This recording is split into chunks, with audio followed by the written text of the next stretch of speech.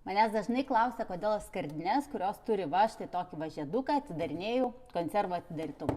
Pirmas dalykas, aš bijau nusilaužti nagus. Aišku, nelabai aš tų nagų turiu, bet kurios moteris turi priaugintus nagus, tai tikrai yra didelė rizika čia taip keliant, traukiant, juos nusilaužti.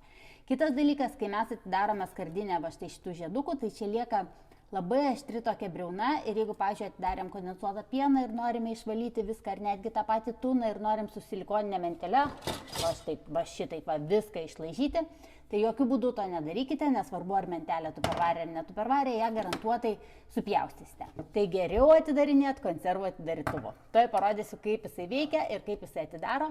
Jisai yra va štai toksai ir pirmas žingsnis yra va taip va jį išžardinti.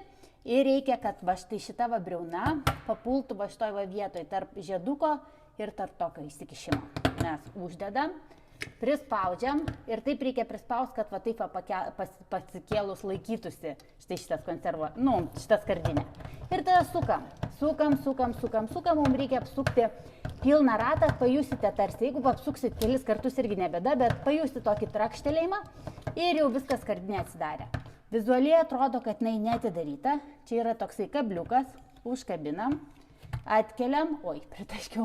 Ir tada pažiūrėkit, čia lieka neaštru ir čia lieka neaštru. Tai jeigu man reikia kažką tai išvalyti mentelę, puikiausiai galiu, jeigu kažkas liko ir jūs norite toj pačioj skardiniai palikti, nors nelabai rekomenduotina, bet galite uždaryti ir palikti. Mano tik skystis bėga per viršų. Na, žodžiu, puikus atidarytuvas, tobulai atidaro skardinės, visas iš kieto metalo. Jeigu skardinė yra iš tokio minkšto metalo, dabar yra rinkoje atsiradusių pigių tokių skardinių, pigių konservų, tai šitas atidarytuvas jų neatidaro. Rekomenduoju, tikrai puikus įrenginys.